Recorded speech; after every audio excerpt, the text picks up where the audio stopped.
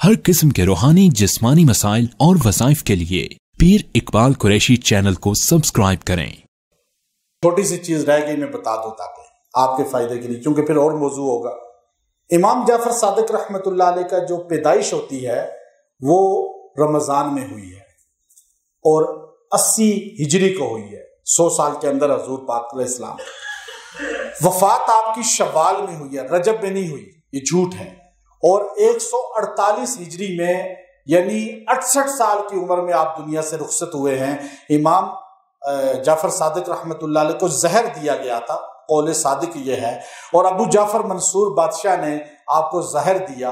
اور ابو جعفر منصور جو تھا بنو امیہ کا بڑا بادشاہ تھا، آخری بادشاہ تقریباً تھا، لیکن بغض تھا اس کے اندر۔ کئی بار آپ کو دربار میں بلایا، اور ایک مرتبہ ایک دعا اور ہے، بڑی مستند دعا ہے کہ امام صاحب کو اپنا ربی بھیجا، اس نے پولیس کا بڑا پکڑ کے لے آؤ، جب آپ کہا میں قتل کروں گا آج ان کو۔ جب آپ کو لایا گیا تو اس نے ایک دم اٹھ کے آپ کا استقبال کیا اور آپ کو جو ہے نا بٹھایا ساتھ، اور آپ کو اس نے تحفے دیے، اس نے آپ کو جوس پلایا اور بڑے عزت سے رخصت کیا۔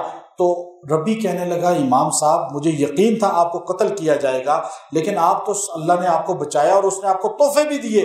تو آپ نے فرمایا کہ بات یہ ہے کہ میں یہ دعا پڑھ کے گیا تھا جو میرے دادا شیر خدا کی دعا ہے۔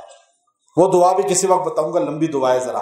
اب جو اصل چیز ہے، وہاں کا وقت کا ایک بڑا زندیق تھا اور ان کا خطیب تھا، سب سے بڑا زندیقوں کا خطیب تھا، اور وہ جو ہے نا ابو العیوانہ اس کا نام تھا۔ وہ ہر ایک سے مناظرہ کرتا تھا، لیکن جب امام جعفر صادق کے سامنے مناظرے پہ آیا تو اس کی زبان ہی بند ہو گئی۔ تو اس سے پوچھا گیا بعد میں کہ تو بولا کیوں نہیں؟ اس نے کہا اس کا چہرہ نہیں دیکھا تھا کہ اس کے چہرے کو دیکھ کر تو میرا دماغ ہی پھر گیا، میری زبان ہی بالکل ساکت ہو گئی کہ یہ واقعی آل رسول ہیں، ان کے ساتھ ہم مقابلہ نہیں کر سکتے۔ اور آپ فقہ جعفریہ پھر اختیار کرنی چاہیے۔ یہ ایک بات سن لیں، لوگ یہ سوال سوچیں گے نا، آپ کو میں نے اتنی شان بیان کی، کبھی کسی سنی عالم نے اس طرح بیان نہیں کیا ہوگا، یہ میں آپ کو دعوے سے کہہ سکتا ہوں، ڈٹ کے اس طرح دلائل کے ساتھ۔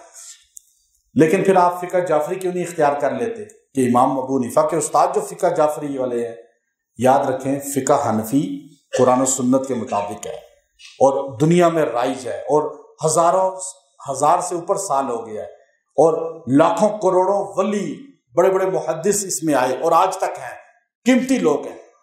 بات یہ کہ فقہ جعفری تو بنی ابھی ہے اور ہے بھی نہیں ابو امام جعفر صادق کی۔ امام جعفر صادق نے تو خود نہ اپنے شاگردوں کو نہ اس کے بعد چلائیے، تو ابھی جا کے ہوا، اور اس لیے ہم ابو حنیفہ بھی تو امام جعفر صادق کا صدقہ جاریہ ہیں۔ تو آج جو سنی فقہ حنفی اختیار کیا ہوا ہے، اصل میں یہ فقہ جعفری ہے۔ جو سنی ہے، جو ابو حنیفہ رحمۃ اللہ علیہ، کیوں کہ اس کی سند سیدھی ابو حنیفہ رحمۃ اللہ علیہ سے امام جعفر تک جاتی ہے اور وہاں سے شیر خدا تک جاتی ہے۔ ان کی جو کتب ہیں اس کی کوئی دلیل ہی نہیں ہے، کوئی سند ہی نہیں ہے۔ تو اس لیے ہم آج جو ہے جتنے اہل سنت ہیں، اصل میں اہل بیت کے اصل محب اہل سنت ہیں اور انہی کی تعلیمات پر ہیں۔ وآخر دعوانا الحمدللہ رب العالمین۔